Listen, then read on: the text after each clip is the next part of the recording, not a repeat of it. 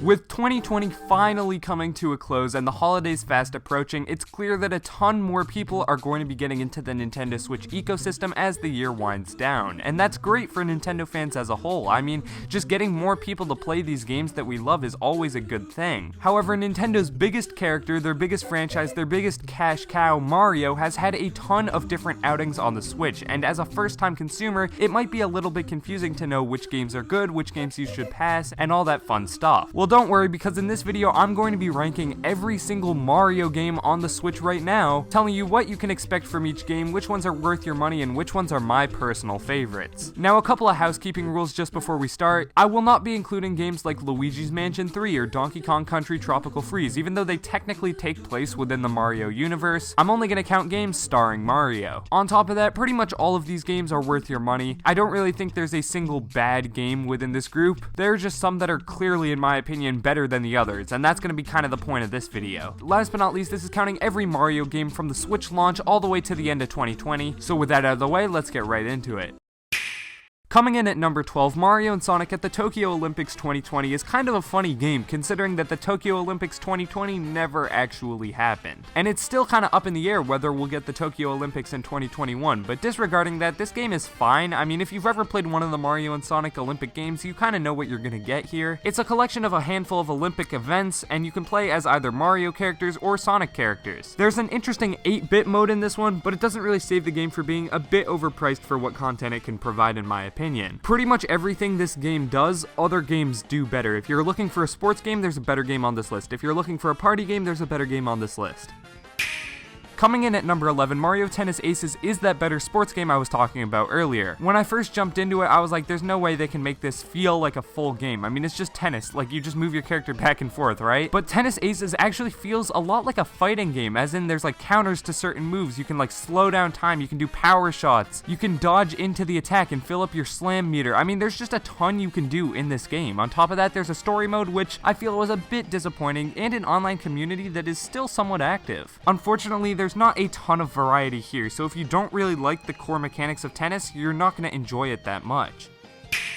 Mario plus Rabbids Kingdom Battle is the only game on this list developed by Ubisoft and not Nintendo, which is kind of a weird thing to say. However, despite the very kid-focused Rabbids, this game is actually rather difficult. It's kind of like an XCOM style strategy game, which is just not really something I was expecting when I booted it up. If you like strategy games, then you honestly can't go wrong with this title. It's a blast. On top of that, you can pick it up for like $15 because Ubisoft puts their games on sale all the time. So for that price, if you're interested in the genre, I don't really think you can go wrong.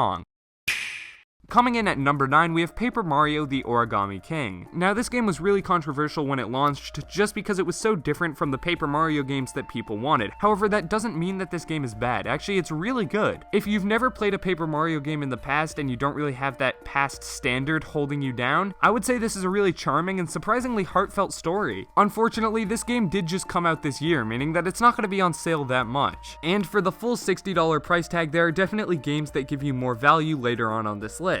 However, if you like this style of game, being like an action RPG sort of thing, then you can't go wrong with this incredibly funny title.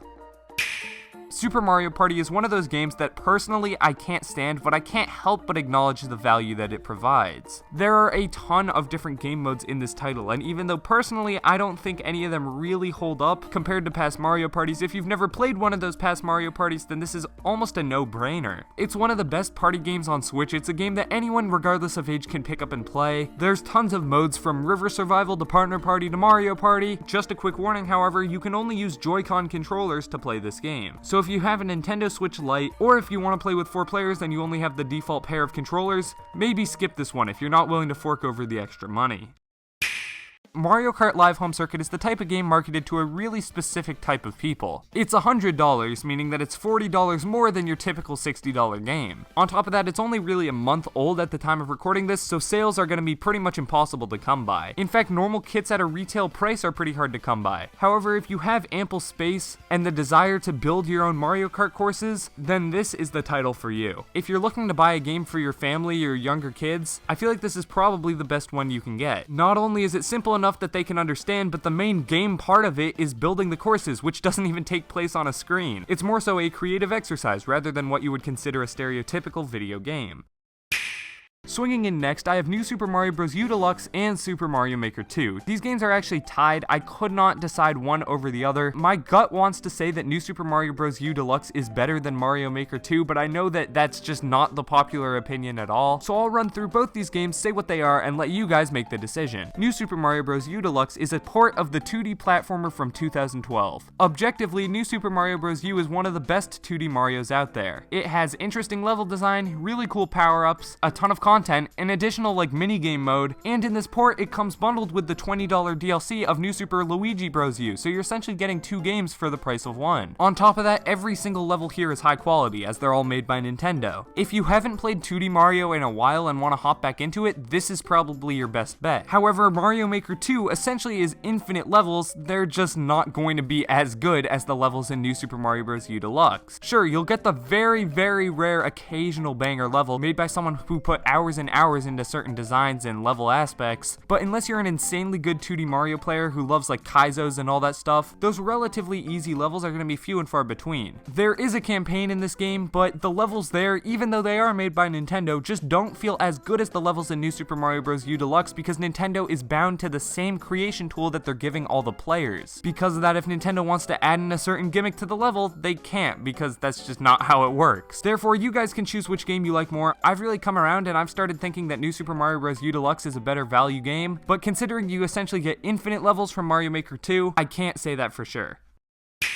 Coming into the top 3, all 3 of these games are absolutely phenomenal. First up, we have Super Mario 3D All-Stars. This is a collection of 3 of the best 3D platformers of all time. So if you're a platforming veteran or just want to see the history of this iconic franchise, then this game is a no-brainer. It's 3 of the best games of all time for the price of 1. Despite the fact that they are older games, but I'm not getting into that in this video. However, if you're buying this for a little kid or as someone who's new to Mario in general, then I would say skip this and go for the next game, which is Super Mario Odyssey.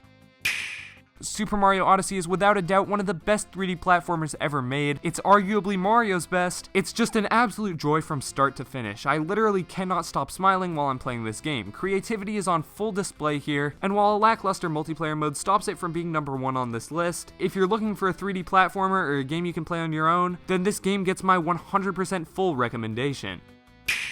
Before we get to the number 1 spot, I have one honorable mention, and that is Super Mario 3D World plus Bowser's Fury. Now, unfortunately, this game is coming out February of 2021, meaning it doesn't necessarily qualify for this list. However, given that it's a port of a game that's already on the Wii U, I can say without a doubt this would be number 1 on my list if it was out, because all that they're changing for the Switch version is just adding in additional content. 3D World plus Bowser's Fury fits so perfectly on the Switch, as the simplistic controls and perfect multiplayer fit perfectly with the Switch's handheld nature and single Joy-Con play. I'd say that this is the single Mario game that fits best on Switch, and with the upcoming Bowser's Fury mode and online play, I would honestly say this is the best Mario game you can buy on Switch. Unfortunately, it's just not out yet, so I don't feel comfortable recommending a game even though it's one of my favorites of all time. Check back in on the channel next February and you'll see my full reaction, which will probably be accompanied by a lot of smiling, some screaming, and a 24-hour live stream of me beating the game on launch day.